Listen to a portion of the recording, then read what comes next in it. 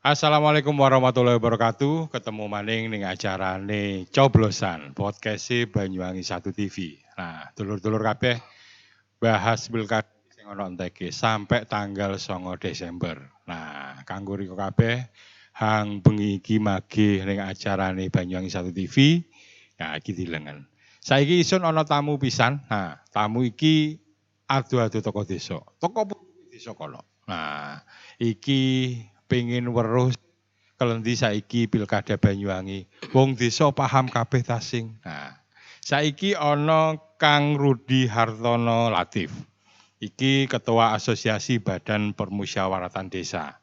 Nah, bengi iki ngomongaan masalah iki ana hang ketinggalan ning isor iki soalé. Kudu detail ning isor. Nah, bengi iki arep ngomongaan masalah pilkada. Nah, kelendi wong desa, masyarakat desa kabeh iki weruh tasing acara pilkada iki. Assalamualaikum Kang Rudi. Waalaikumsalam warahmatullahi wabarakatuh. Gimana kabarnya?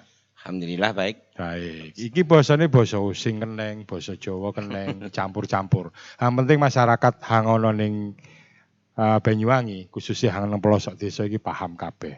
Nah, Mas Kang Rudi, kadung ibarate ndeleng pilkada tahun iki ana 2 pasangan calon dan sebagainya. Nah, saiki pandangan dari masyarakat desa dewek. Kelendi kira-kira pilkada tahun iki, Kang? Nah, sejauh ini masyarakat ya. Nggih. Kalau sejauh yang saya hampir setiap hari itu keliling dari desa ke desa.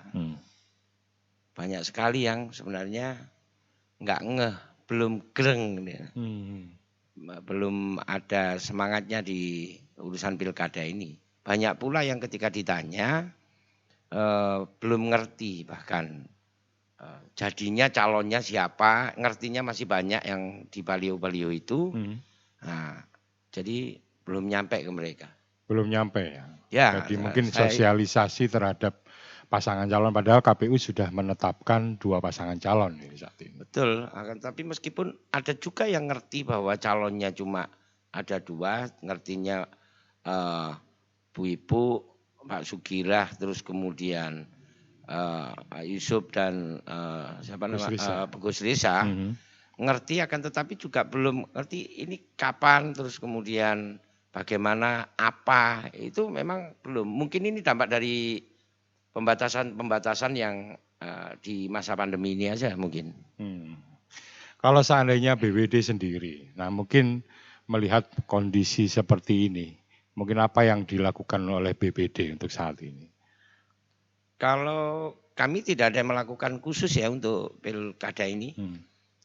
Urusan kami adalah bagaimana menjadi mitra pemerintah desa dalam menuju pembangunan desa. Tidak ada kaitannya langsung dengan pilkada gitu. Kalau BPD. Atau mungkin juga membantu dari perangkat untuk sosialisasi kepada masyarakat sendiri. Kami BPD itu fungsinya ada 3 sebenarnya, yaitu membahas dan menetapkan peraturan desa bersama kepala desa. Yang kedua adalah mengelola aspirasi masyarakat. Yang ketiga adalah melakukan pengawasan kinerja kepala desa. Yang kaitannya dengan pilkada secara langsung memang kami tidak ada fungsi untuk seperti itu. Nanti kalau kami lalu ikut di dalamnya, kami ya jadi salah karena di desa sudah ada PPL, ada BPS. Hanya saja mungkin ada satu yang bisa dikaitkan. Fungsi ketiga BPD itu adalah pengawasan kinerja kepala desa. Ya. Nah, jika ada kepala desa dan perangkat desa yang karena zaman pilkada terus ikut-ikut menjadi pelaksana dan tim kampanye sehingga mengganggu kinerjanya. Nah, itu BPD baru bisa memberi masukan, menegur, meminta keterangan, menyatakan pandangan dan pendapatnya atau secara tertulis juga mengingatkan pemerintah desa. Itu bisa memang. Karena di dalam undang-undang pilkada itu kepala desa dan perangkat desa memang dilarang terlibat menjadi pelaksana dan tim kampanye. Itu memang ada larangan. Jadi mungkin kaitannya BPD dengan pilkada di situ kalau secara langsung di fungsinya. Berarti untuk BPD sendiri tidak ada peraturan yang mana mereka masing-masing BPD untuk terlibat dalam pilkada ataupun juga mungkin bisa menjadi salah satu tim kampanye dari pasangan calon. Di undang-undang pilkada, kalau undang-undang pemilu, kami BPD pun sama dengan kepala desa dan perangkat desa itu ada larangan. Akan tetapi di dalam pilkada ini penyelenggara pemerintahan desa, yaitu dalam hal ini ada pemerintah desa. Pemerintah desa itu terdiri dari kepala desa dan perangkat desa, dan kemudian ada Badan Permusyawaratan Desa atau BPD itu, yang dilarang hanya kepala desa dan perangkat desa. Kalau BPD tidak ada larangan. Tidak ada larangan. Tidak ada larangan. Maka ketika tidak disebutkan ada menjadi pihak atau lembaga yang dilarang, praktis BPD juga boleh dilibatkan oleh tim kampanye, oleh paslon, maupun melibatkan diri di dalam menjadi pelaksana dan atau tim kampanye. Tidak ada memang larangan itu. Tidak ada larangan itu. Untuk saat ini ada 2 pasangan calon yang akan bertanding di Pilbub Banyuwangi 2020. Nomor 1 ada Yusuf Widiatmoko dan Gus Riza. Sementara paslon nomor 2 adalah Ibu Fistiandani Aswaranas dan juga Pak Sugira. Nah, kalau melihat 2 pasangan calon ini sendiri, kira-kira masih mungkin dari Asosiasi BPD sendiri sudah mengenal kedua-duanya. Nah, kalau saya secara pribadi tahu Bu Ibu itu siapa, tahu siapa Pak Yusuf, tahu siapa Gus Riza, tahu siapa Haji Sugira. Ya tahu saya secara pribadi. Akan tetapi kami tidak menjamin apakah seluruh anggota kami, anggota BPD di Banyuwangi itu tahu atau justru mengerti bagaimana sebenarnya mereka.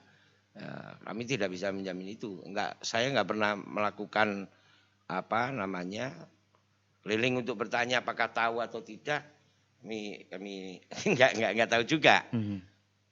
Apalagi kalau paslon nomor 1 itu Mas Yusuf.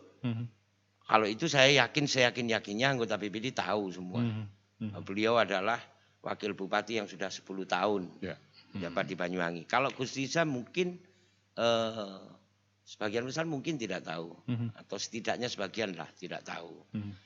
Demikian juga dengan Bu Ibu. Bu Ibu sama dengan halnya Mas Yusuf tadi. Kalau Bu Ibu, saya yakin semua anggota BPD tahu, karena beliau aktif di PKK selama ini sebagai istri dari Pak Bupati.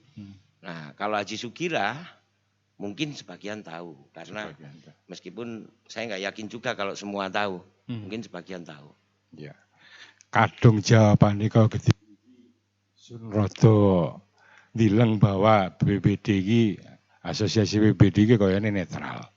Soalnya paran, ya iku mau dari masing-masing yang mungkin bisa jadi ada yang mengenal, bisa jadi. Nah, iso nak takon itu. Kira-kira apakah asosiasi BPD ini bisa atau mungkin juga mengarahkan kepada anggota untuk mendukung salah satu pasangan calon? Sampai detik ini kami belum ada komunikasi dengan kedua calon khusus untuk pemenangan ini. Dan kami juga belum punya pikiran untuk mendukung salah satu dari kedua paslon ini. Kami sebenarnya jauh-jauh hari punya pikiran bisa mengadakan suatu acara yang kedua paslon itu bisa datang untuk ngobrol dengan kami bagaimana visi mereka tentang berdesa ini, tentang kepentingan untuk pembangunan desa.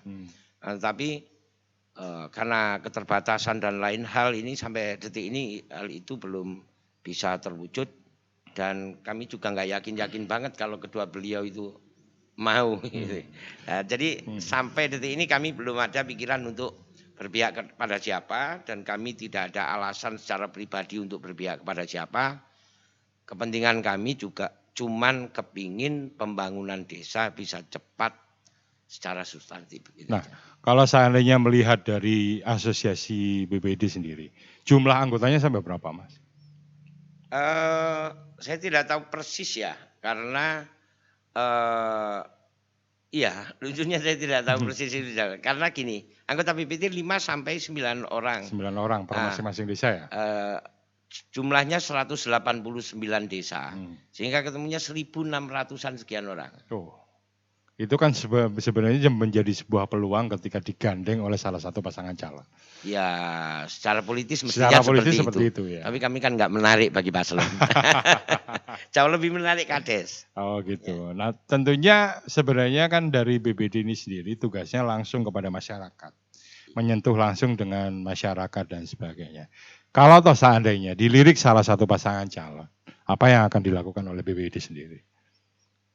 Kalau asosiasi BPD diajak ngobrol oleh paslon, tentu yang kami ingin dalami adalah apa yang mereka akan lakukan untuk desa.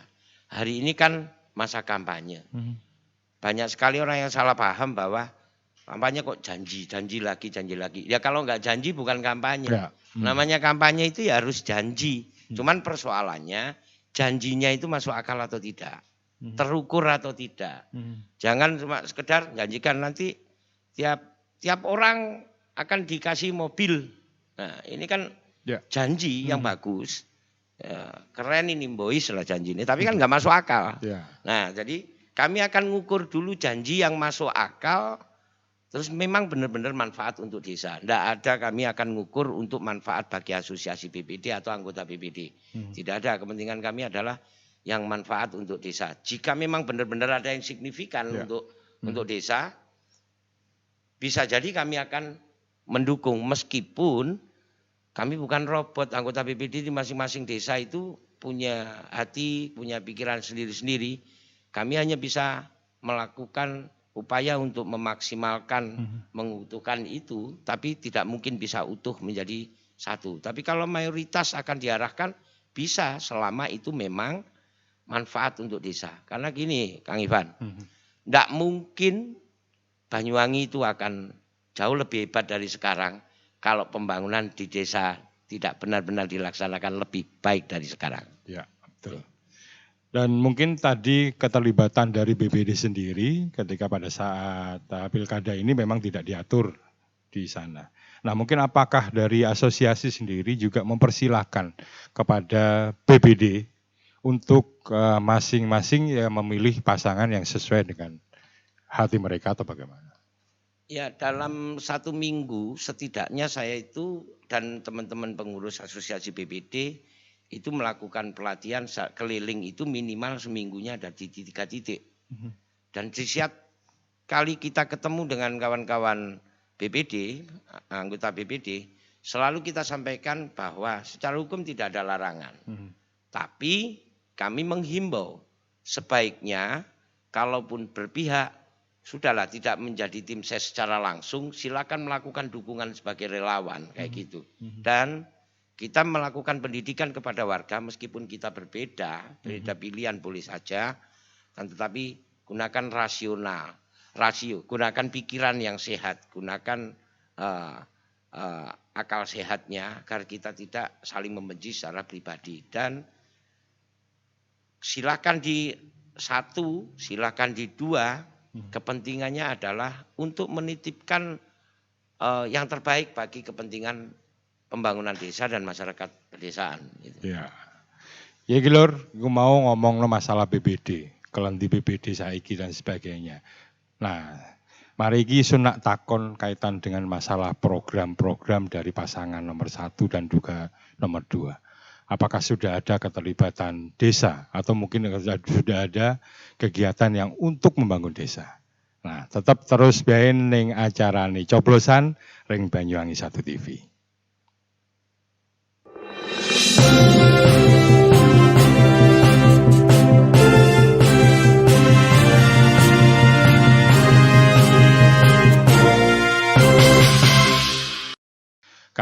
kadung saiki ndileng desa iku apik kaya. Ya. Dengan suasana desanya yang ya masing-masing desa menonjolkan yang ada.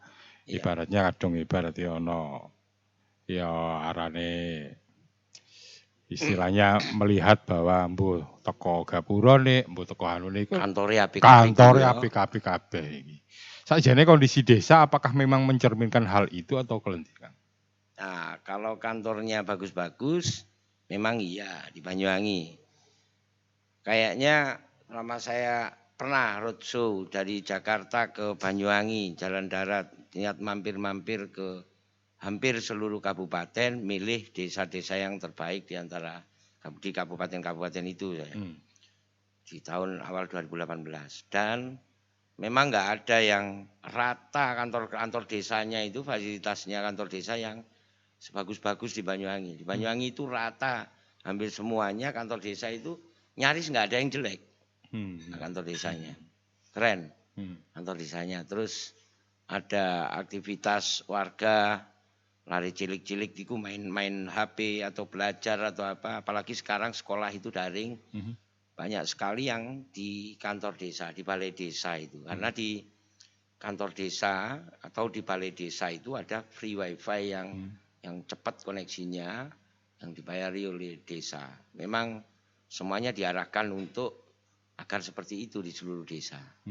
Kalau dari sisi itu iya, dari sisi keindahan, terus kemudian harus ada taman, bahkan ada taman bermain anak, di mayoritas desa sudah seperti itu. Fasilitas-fasilitas itu di kantor-kantor desa memang iya. Ya sekian tahun inilah, 5 tahun ini, itu signifikan bedanya. Ya. Tapi mungkin pandangan lain dari BPD sendiri, apa yang kurang dari ketika ada pelayanan-pelayanan seperti itu? Apakah sudah cukup atau mungkin masih kurang menurut BPD sendiri? Kalau menurut saya kita kembali dulu ke tujuan pembangunan desa ya. Tujuan pembangunan desa itu adalah untuk meningkatkan kesejahteraan masyarakat dan kualitas hidup manusia serta penanggulangan kemiskinan. Kuncinya itu. Ada apa itu? Semua terkait di manusianya sebenarnya pembangunan itu. Meningkatkan kesejahteraan, terus kualitas hidup dan penanggulangan kemiskinan. Kalau yang saya sebutkan tadi itu adalah betapa di Kabupaten Banyuwangi hampir tidak ada kantor desa, balai desa yang jelek. Saya tadi kan menyampaikan baru di situnya. Apakah ini ada korelasi langsung dengan peningkatan kesejahteraan, kualitas hidup dan penanggulangan kemiskinan? Ya enggak. Nah, memang enggak ada korelasi secara langsung itu. Kan tetapi itu kan satu kebanggaan juga bahwa kantor desa kayak gitu. Kalau itu sudah tuntas lah. Pavingisasi pembangunan jalan-jalan desa itu sudah jauh lebih baik. Tapi kalau peningkatan kesejahteraan, terus kualitas hidup dan penanggulangan kemiskinan, ini masih butuh effort lagi. Ini belum, menurut hemat saya, belum ada perbedaan yang signifikan. Gini gampangannya ya. 2014 itu undang-undang desa ada. Undang-undang nomor 6. Sejak 2015 desa itu mendapatkan dana desa.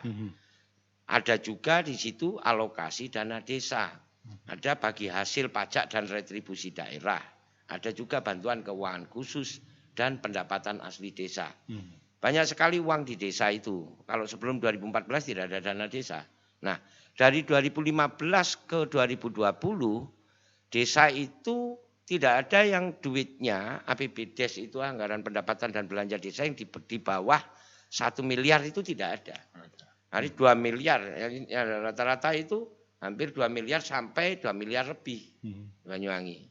Nah, dengan adanya uang itu yang segitu banyak, sekarang banyak sekali desa yang pengadaan kendaraan. Tidak hanya ambulan, akan tetapi merek-merek tertentu minibus kayak gitu Sekarang boys itu kendaraan itu. Kantornya bagus-bagus, akan tetapi jika ditanya mereka, apakah jumlah warga miskinnya dari 5 tahun ini signifikan berkurang? Mohon maaf itu masih tanda tanya besar. Memang BPS menyampaikan bahwa di Banyuwangi kemiskinan menurun tajam. Tapi kita kalau ngomong rasa, sehari-hari kita berinteraksi dengan warga masyarakat. Ya. Yang 2014 miskin, apakah benar di tahun sekarang itu sudah berkurang kemiskinan itu? Nah, di situ yang masih debatable. Nah, sehingga dana yang tergelontor sekian miliar dalam kurun waktu 5 tahun ini, menurut saya kalau di tataran fisik, bangunan di fasilitas-fasilitas, memang iya sudah lumayan signifikan. Ada smart kampung, ya ada lain-lain lah.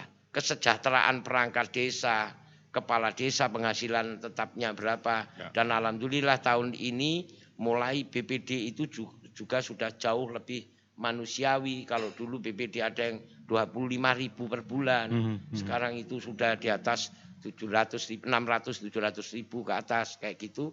Nah, itu semua kan untuk menunjang kinerja. Ya. Itu fasilitas-fasilitas semua dan pembangunan fisik semua.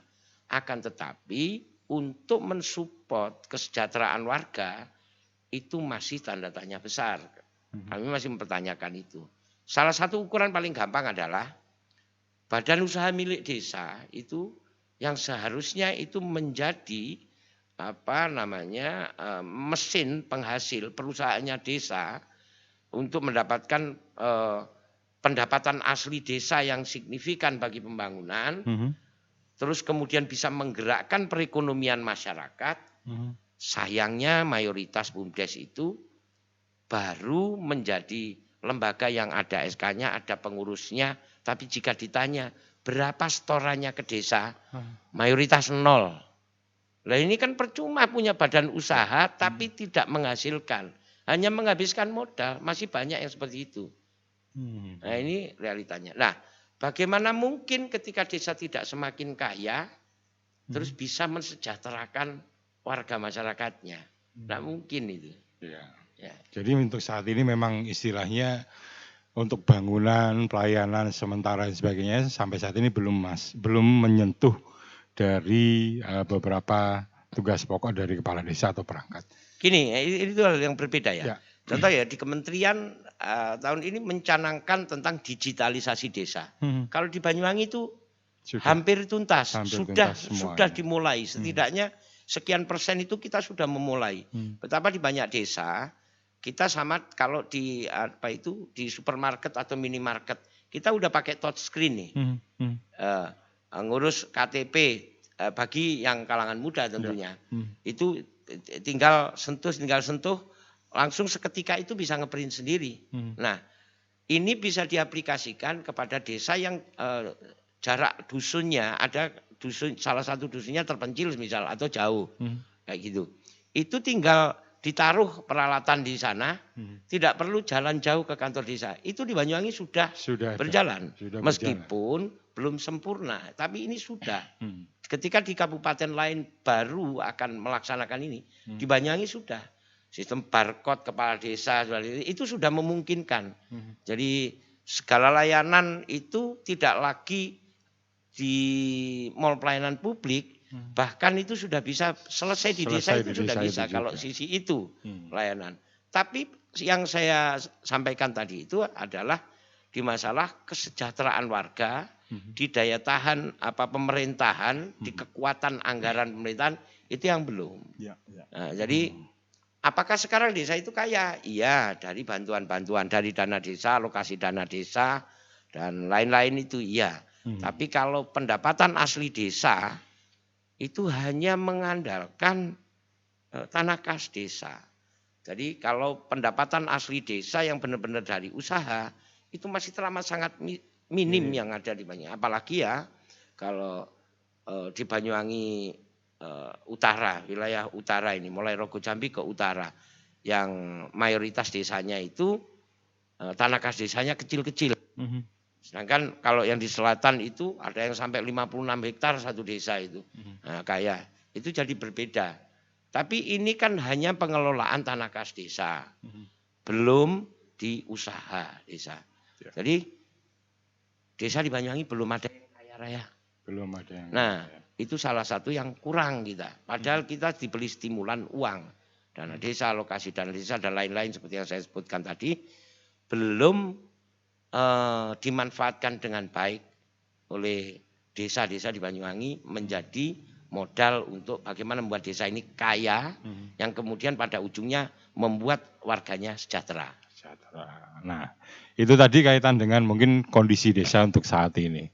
Nah, tentunya kalau di Pilkada 2020 ini banyak program-program yang sudah ditawarkan atau kampanye-kampanye yang sudah ditawarkan di salah satunya di media sosial. Kalau Mas Yusuf, Gus Reza ada 100 juta per dusun, terus juga ada satu keluarga, satu sarjana. Terus habis itu juga di Ibu Festiandani Aswaranas juga, Pak Sugira juga ada juga program untuk kaum ibu sampai 2 sampai 5 juta. Terus juga program kaitan dengan desa mungkin ya. Di sini mungkin ada 5.000 bedah rumah warga miskin, kenaikan ADD, tuntaskan infrastruktur jalan desa dan sebagainya. Apakah kampanye-kampanye atau mungkin program-program yang sudah di share di media sosial dua pasangan calon ini apa sudah mewadahi semua yang ada di desa ini sendiri? Kebetulan saya juga baca di keduanya, ada di paslon nomor 1 dan paslon nomor 2 banyak sekali beredar. Tapi persoalannya apakah ini nyampe di masyarakat itu atau tidak ini. Tapi kalau pertanyaannya Kang Ivan tadi, apakah ini sudah mencukupi? Ya, gini. Saya justru gini sebenarnya, geli juga membaca di keduanya. Kayaknya keduanya ini timnya jangan-jangan contek-contekan nih. Oh, ya. Gitu. Hampir sama kayaknya. Hampir sama itu. Ngomongkan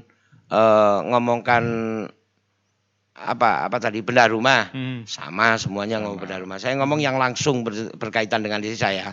Ngomongkan BUMDes sama juga peningkatan BUMDes. Tapi yang satunya mensinergikan BUMDes dengan Gapoktan, dengan UMKM. Terus kemudian yang satunya menawarkan untuk BUMDes itu lebih ditingkatkan lagi. Iya, model seperti itu. Sama semuanya. Ada lagi yang satu ngomongkan tentang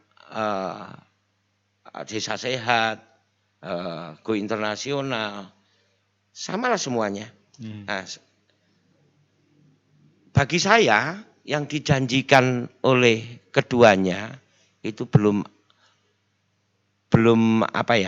menjanjikan benar bagi kemajuan desa. Saya berharap begini, di 5 tahun ini kita lambat. 5 tahun ini perkembangan desa meskipun sudah bagus, ini kita masih kurang puas dengan capaian. Mestinya kita jauh bisa lebih dari ini bisa sebenarnya. Kalau komitmen kita kuat semuanya. Baik di pemerintah daerah maupun di penyelenggara pemerintah desa. Nah, mestinya kalau ngomong program, ini lebih ke sampai teknis itu yang jelas. Contoh di paslon 1 menyampaikan 100 juta per dusun. Ya. Itu kan, Kang Ivan. Okay. Kalau ngomong 100 juta per dusun, ini enggak jelas ini. Sekarang di desa kami ada 5 dusun, di desa Genteng Kulon itu 5 dusun. Lah, masing-masing dusun itu sudah gede banget ini. Sangat besar sekali. Jauh lebih di atasnya 100 juta per dusun itu. Nah, sama dengan kemarin ngobrol dengan Pak Nyoman dari Tembok Rejo itu. Per dusunnya sudah bisa nyampe 350 juta per dusun. Nah, ini yang dimaksud 100 juta per dusun itu apa? Kalau ini ADD, maka ini merugikan desa. Karena ADD itu jauh di atas 100 juta. Ya, itu yang pertama. Jika itu di luar ADD, benarkah APBD Kabupaten Banyuwangi itu mampu mensupport 100 juta per dusun. Nah ini dana apa? Jika ini bantuan keuangan khusus misal di luar ADD. Ya. Jika seperti itu, mampukah APBD itu? Jika memang yakin mampu, itu mau dilaksanakan di tahun berapa? Kalau tahun 2021, jika tidak salah saya memahami siklus perencanaan pembangunan, ini ditata di sekarang ini sebelum 2019, pilkada. Sebelum pilkada. Nah, apalagi tahun depan itu dampak dari COVID ini masih untuk recovery ekonomi itu jelas masih sangat tinggi. Belum ada jaminan bahwa besok itu sudah sehat. Nah ini mau dilakukan kapan nih? Kapan kabupaten kita yang sekarang menurun pendapatannya itu sekitar 500-600 miliar itu menurut Bapeda itu, apakah mungkin mampu mensupport? Lah kalau memang iya diberi di luar ADD 100 juta per dusun, kami sangat bersyukur. Cuman ada pertanyaan lagi. Apakah adil memberikan 100 juta per dusun? Contoh dusun kami, saya tinggal di dusun Kopen, Desa Gendeng Kulon, dengan jumlah penduduk sekitar 6.500. Tapi ada dusun yang lain di desa yang lain, bahkan ada desa kami juga yang hanya sekitar 500-an orang. Adilkah itu memberi 100 juta pada satu dusun yang hanya 500 jiwa dengan yang 6.000 jiwa? Ada persoalan-persoalan teknis seperti itu. Nah, belum lagi kalau ini dilihat, ini bisa jadi merusak proses musyawarah desa dan musyawarah perencanaan pembangunan dalam rangka menyusun rencana kerja pemerintah desa. Nah, itu baru di yang satu tadi. Ya. Kalau yang dua juga menjanjikan uang, ADD ditingkatkan. Nah, ini yang nggak jelas adalah meningkatkan ADD itu berapa? Nanti ditambahi cuma 1 juta ya percuma saja. Nanti semisal ADD 700 juta di desa A. Kemudian ditingkatkan menjadi 705 juta. Percuma saja. Meskipun beliau yang menjanjikan ini enggak bohong. Udah naik. Lah ini enggak jelas nih naiknya. Kalau saya yang calon bupati, saya sampaikan ADD 15% atau 20% dari transfer dana pusat kepada daerah. Itu keren itu. Nah, itu jadi nggak ada kejelasan. Sama ada yang janji di Bu Ipu di 2. Saya tadi nomor 1 dulu. Sekarang yang 2. Bu Ipu menjanjikan perencanaan pembangunan khusus untuk pemuda dan juga untuk perempuan. Nah, ini juga masih tanda tanya nih. Kalau musyawarah perencanaan pembangunannya, ya mestinya cuma 1 musrenbang. Des itu 1. Cuma kalau rembuk warga dalam rangka affirmative action untuk mendorong pemuda dan perempuan untuk lebih terlibat, sebenarnya regulasi kita sudah seperti itu. Cuma di desa ini pelaksanaan rembuk-rembuk dalam rangka menuju musrenbang des dalam rangka menyusun RKP des itu belum benar-benar ditaati. Dan pemerintah kabupaten dalam hal ini dinasnya melalui DPMD belum benar-benar membina dengan dibantu oleh camat, belum benar-benar membina dan mengarahkan desa untuk taat regulasi. Sehingga hal ini sebenarnya bukan hal baru, tapi menjadi janji untuk ditingkatkan. Nah, ini masih nggak jelas ukurannya nih, kalau yang di ibu-ibu. Bagaimana dengan yang di Mas Yusuf? Di Mas Yusuf pengen dapat milenial juga. Kalau ibu menjanjikan peran keterlibatan di perencanaan, kalau Mas Yusuf ada konkret menyatakan kalau tidak salah Karang Taruna 10 juta. Ya. Nah, ngapain juga dikasih, kayaknya enak seperti itu. Karang Taruna itu tidak perlu 10 juta. 100 juta pun bisa hari ini.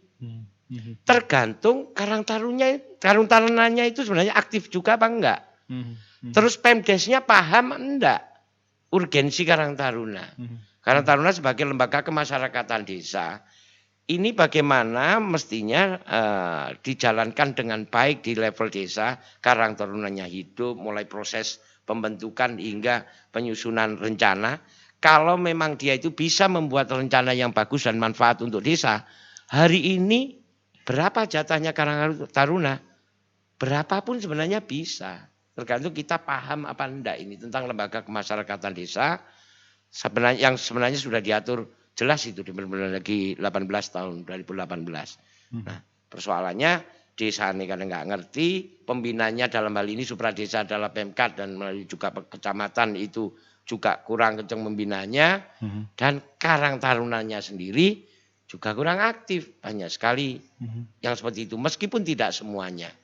Nah, program-program secara umum Mas Ivan yang lainnya yang terkait dengan desa, menurut saya itu adalah gimana ya, hal yang sudah ada kok ya disebutkan.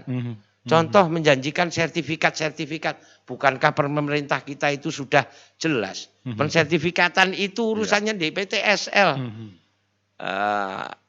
PTSL itu sudah jalan. Sudah jalan. Yang butuh dilakukan adalah bagaimana menjaga agar pelaksanaan PTSL sama sekali tidak ada pungli. Kalau ada yang pungli ya ditangkap gitu, jangan sampai pungli dibiarin sehingga lama-lama juga semuanya pungli. Nah, sertifikat sudah selesai. Beasiswa sudah ada sekarang itu. Udah ada, tinggal bagaimana meningkatkan itu saja. Nah, apalagi bedah rumah semisal, bedah rumah. Bedah rumah dari pusat banyak sekali, dari provinsi banyak, dari desa itu lebih bisa kuat kita. Udah ada itu semuanya. Saya belum nemu yang wow, yang untuk desa dari kedua paslon. Yang saling contek-contekan ini programnya. Ki mau kanggo Bu Ibu karo Pak Yusuf iki ana kritik teko BPD. Riko nggawe program kudu lebih menjurus, ya lebih detail dan sebagainya. Ya muga-muga ben mari iki lebih detail engko dijabaraken kanggo desa Paran dan sebagainya. Tapi gini Kang Ipan, mohon maaf. Mesti membuat detail dan jelas. Kapan waktunya menyampaikan kepada warga, kepada kami aja. Kalau nyampaikannya cuma di Facebook, percuma. Apalagi sekarang kumpul-kumpul dibatasi maksimal 50 orang. Iki jaken ngomong sakjane. Jadi arane wong desa. Ya mbok kepala desane, ya BPD-ne, ya kabeh iki. Ya muga-muga kampanye iki sampai ke nang desa-desa, mari diku langkah konkret ya apa yang dilakukan oleh pasangan calon juga bisa. Nah, mari kita takon maning harapane desa kanggo kedua paslon iki Paran. Mau wis dikritik entek-entekan. Saiki kira-kira Paran hang penjalukan BPD utawa masyarakat desa yang ada di desa atau di pelosok semuanya. Maki terus ning coblosan ring Banyuwangi 1 TV.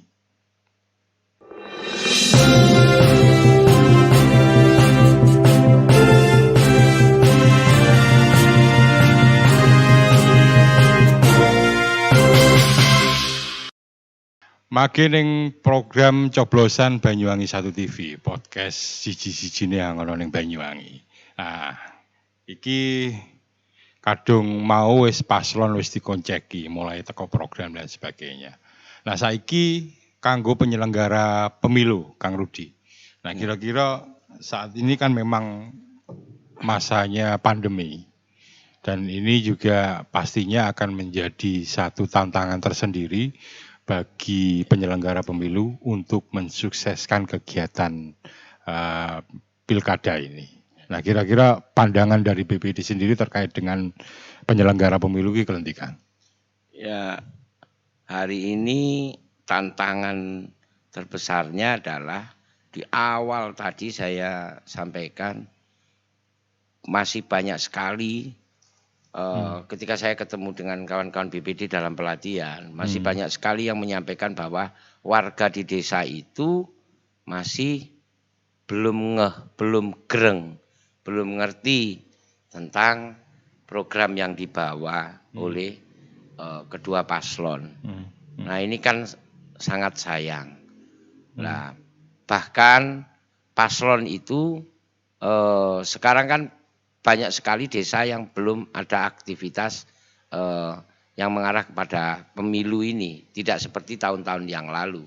Memang karena pandemi ini adanya pembatasan, ada pertemuan yang hanya maksimal 50 orang dan lain-lain. Tentu ini sangat menyulitkan paslon dan partai politik untuk melakukan sosialisasi. Nah, selain paslon dan partai politik, tentu ini menjadi kewajibannya penyelenggara pemilu. Nah, dulu saja KPU maupun Bawaslu itu, terutama KPUD, untuk mensosialisasikan ke masyarakat itu menurut hemat saya minim masih. Apalagi yang sekarang, ini saya belum ngerti apa yang mau dilakukan KPU. Apakah mungkin akan terus-menerus kontrak tiap hari dengan Banyuwangi 1 TV semisal untuk dilakukan sosialisasi, atau apa yang mau dilakukan oleh KPU agar warga itu ngerti. Satu, ngerti bahwa 9 Desember itu ada coblosan, terus kemudian ngerti calonnya, yang jauh lebih penting adalah ngerti program yang dijanjikannya. Sehingga masyarakat memilih itu dengan akal sehat, memilih untuk tujuan yang jelas. Jangan sampai memilih hanya karena beras, tapi karena pilihan yang jelas. Nah, mungkin kaitan dengan pembatasan termasuk sosialisasi dan kegiatan-kegiatan ini. Mungkin ada ide atau saran untuk kepada KPU untuk melakukan kegiatan-kegiatan di desa, atau mungkin juga menggandeng BPD atau asosiasi juga, atau bagaimana mungkin? Mestinya bisa memanfaatkan penyelenggara pemerintahan desa. Saya nggak ngerti apakah Kades itu sudah dan perangkat desa sudah pernah diajak kumpul oleh KPUD dan Bawaslu untuk disosialisasikan kepada para beliau itu tentang teknis, tentang peraturan perundang-undangan yang terkait dengan pilkada. Apakah belum, saya enggak tahu persis. Yang jelas kalau BPD, seingat saya, seyakin-yakinnya saya bahwa itu belum pernah dilakukan oleh para beliau. Mungkin KPUD dan Bawaslu menganggap di penyelenggara pemerintah desa itu enggak penting untuk dilibatkan, mungkin punya strategi sendiri. Saya tidak berani mengatakan bahwa mereka caranya tidak baik atau kurang efektif, karena saya sendiri nggak ngerti apa yang mau mereka lakukan. Beberapa kali saya memang melihat sosialisasi melalui acara coblosan ini, saya melihat itu cukup efektif. Tapi apakah itu nyampe kepada seluruh segmen masyarakat, itu masih debatable lah, masih bisa dipertanyakan. Jadi teman-teman KPUD, Bawaslu, memang di tingkat desa itu ada PPS, ada PPL. Tapi mereka masih disibukkan dengan tugas-tugas teknis, tidak pada urusan sosialisasi. Yang disampaikan Kang Ivan tadi itu bagus itu.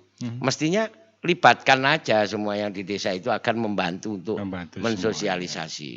Tapi masalahnya nanti itu di desa-desa itu tanya, loh kami sosialisasi, tugasnya yang sing itu gajian itu KPU.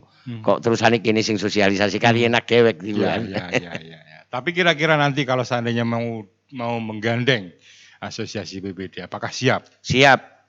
Ini tanggung jawab kita bersama untuk mensukseskan pilkada agar aman, damai, terus kemudian menghasilkan pemimpin yang bermanfaat untuk kita semua. Ya. Nah, mungkin tadi sudah untuk penyelenggara pemilu. Nah, mungkin untuk kedua pasangan calon nih, asosiasi BPD punya harapan apa terhadap mereka yang nantinya akan terpilih?